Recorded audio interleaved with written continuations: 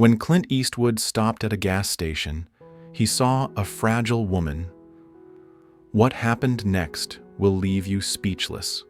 But before we dive in, let us know where you're watching from. And if you love powerful stories like this, hit that subscribe button, because tomorrow we've got another unforgettable story just for you. The morning air was crisp as Clint Eastwood eased his car down the winding coastal road of Monterey, California. The Pacific stretched out beside him, the waves rolling in slow and steady, a rhythm he'd come to appreciate over the years. He liked the quiet drives. At 94, he still craved moments like this. Solitude, the hum of an old jazz tune in the background, the freedom of an open road without expectations. He wasn't in a hurry. Retirement had loosened time's grip on him. Yet, he still felt the pull of routine. A stop at his favorite gas station for a coffee, maybe a quiet moment on the pier before the day fully began. But then something made him slow down. At the edge of the gas station parking lot, just beyond the pumps, an elderly woman sat on the curb, wrapped in layers of ragged clothing.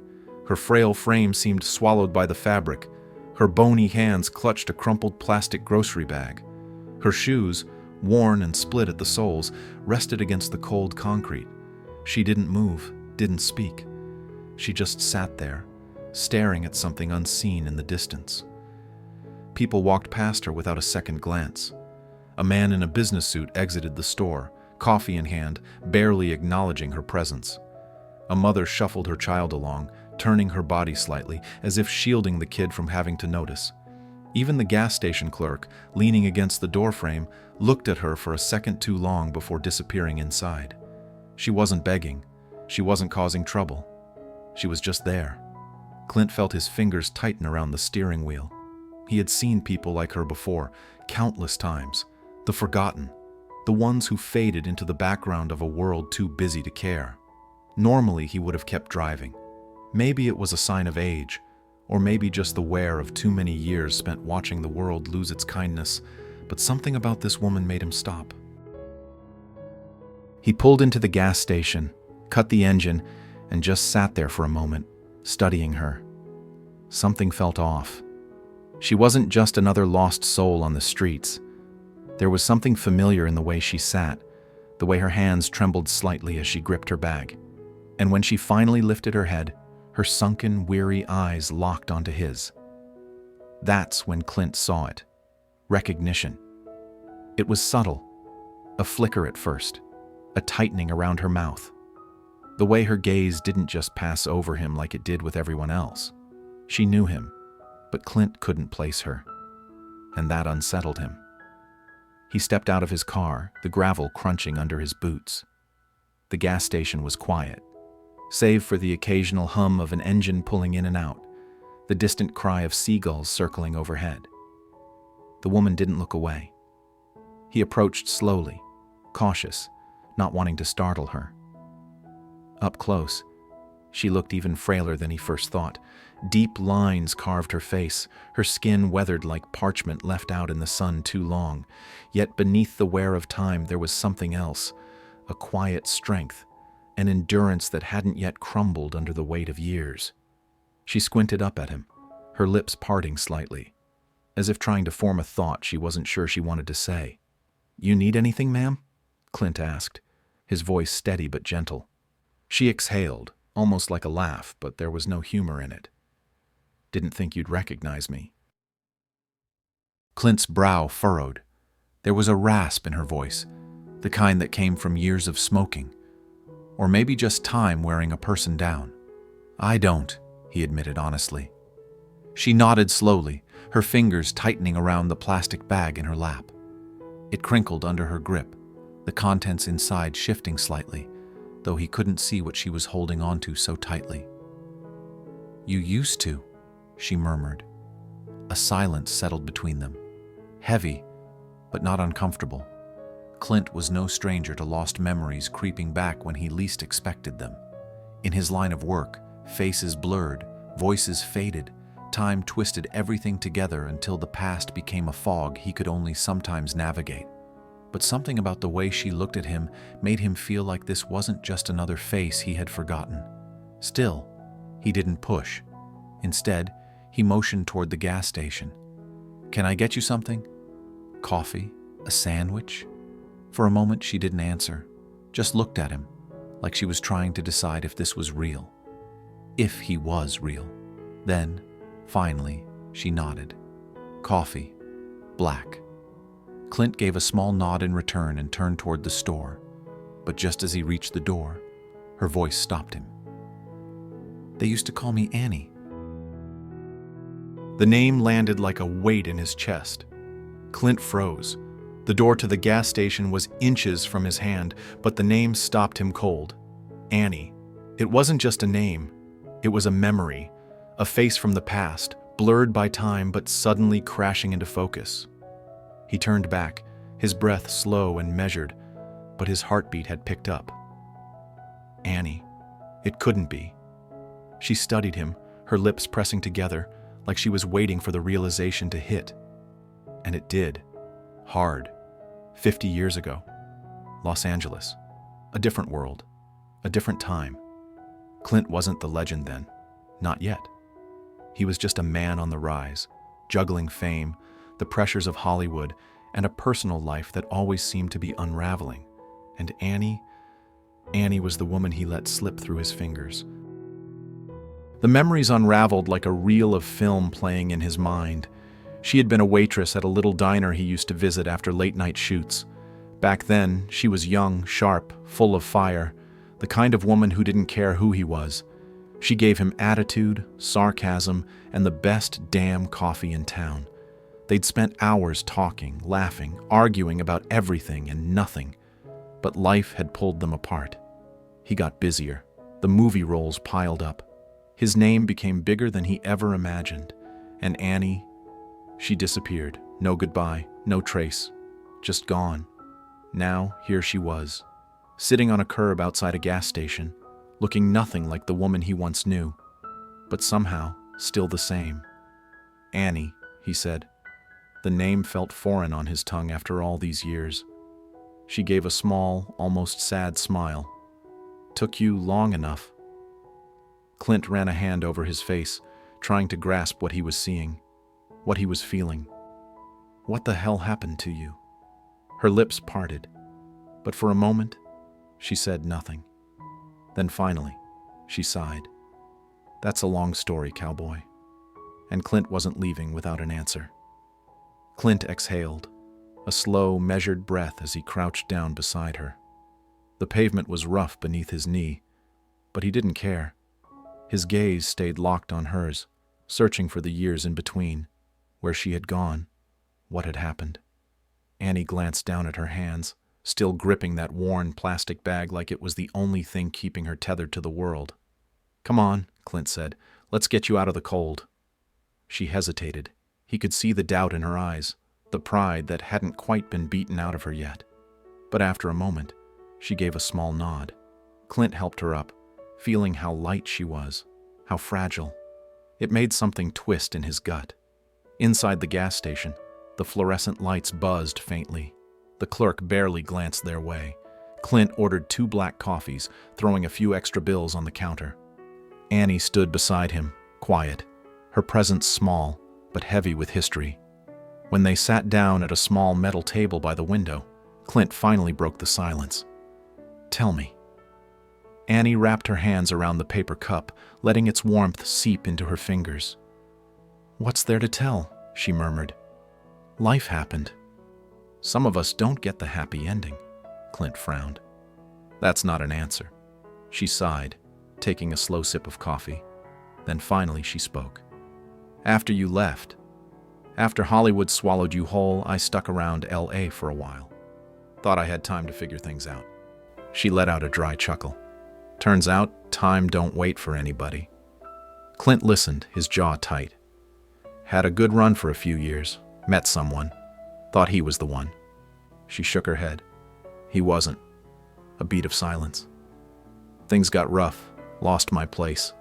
One bad decision turned into another. And another.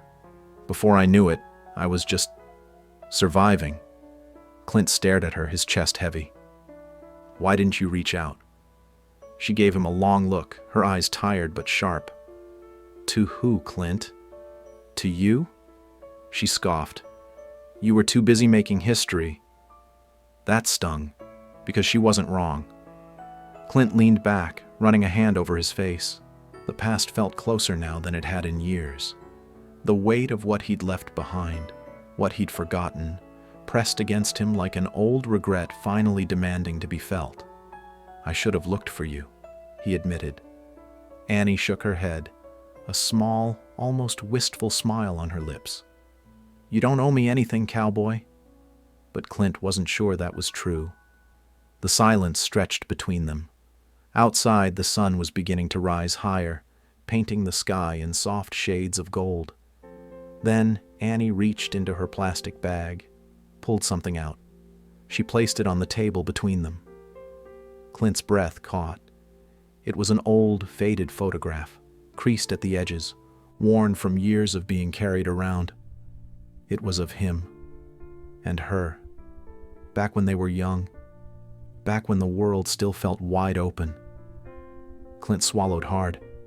He wasn't sure what the hell he was supposed to do next, but he knew one thing. He wasn't leaving her behind again. Clint stared at the photograph, his fingers hovering just above the worn edges. It was taken in black and white, but he didn't need color to remember that night. Some dive bar in LA, the kind where no one cared who you were, as long as you had enough cash for a drink. Annie was laughing in the picture, head tilted back, eyes full of something wild and untamed. And he looked at her like a man who thought he had all the time in the world, but time had proven him wrong. He finally picked up the photo, running his thumb across its surface. You kept this? His voice was quieter than he intended. Annie shrugged, staring into her coffee. Guess I wanted to remember a time when things weren't so damn complicated. Clint exhaled, leaning back in his chair. The gas station around them was waking up. More cars pulling in, more people coming and going. But in that moment, it was just them, trapped in a space between past and present. Where are you staying? He asked, though he already knew the answer. Annie smirked, but it was tired. You're looking at it. Clint clenched his jaw. You got no family? Had a sister once, lost touch years ago. She lifted her cup to her lips but didn't drink. Not everyone gets to ride off into the sunset, Clint. That didn't sit right with him. Not one damn bit. He leaned forward, resting his forearms on the table. Come with me. Annie let out a soft, breathy laugh, shaking her head. To where? Some fancy house in Carmel? You gonna clean me up? Put me in some guest room like a stray dog? Clint didn't flinch. I'm not leaving you like this. Her gaze met his, something unreadable flickering in those tired eyes. Why now? He thought about that. Thought about all the years in between, all the moments he could have looked for her but didn't. Thought about how many times he'd convinced himself that the past was better left buried. But looking at her now, he realized something. Some ghosts weren't meant to be forgotten. Because I should have done it a long time ago. Annie studied him for a long moment, the weight of his words hanging between them. Then slowly, she set her coffee down. And for the first time since he'd seen her, something in her posture softened. All right, cowboy, she murmured. Let's see where this road takes us. Clint nodded, standing up and offering his hand. Annie hesitated, just for a second. Then she took it. And together they walked out of the gas station, stepping into a morning that suddenly felt a little less lonely. Clint helped Annie into the passenger seat of his car. She moved slow, her body stiff from years of hardship, but she didn't complain. He shut the door gently and walked around to the driver's side, sliding in behind the wheel. For a while, they just sat there. The hum of the engine idling, the soft crackle of an old jazz tune playing through the speakers. Annie leaned her head back against the seat, eyes closed, letting the warmth of the car seep into her bones. Clint didn't start driving right away. Instead, he looked at her, really looked at her. Time had stolen so much. but there was still something of the woman he once knew buried beneath the lines, beneath the wear of years spent surviving instead of living. Finally, he put the car into drive. "Where are we going?" Annie asked, her voice quiet. "Home," Clint said simply. She huffed a laugh, shaking her head. "I don't even know what that means anymore." Clint's hands tightened around the wheel. "Then we'll figure it out." They drove along the coastline, the Pacific stretching endlessly beside them. Clint didn't say much, and Annie didn't ask.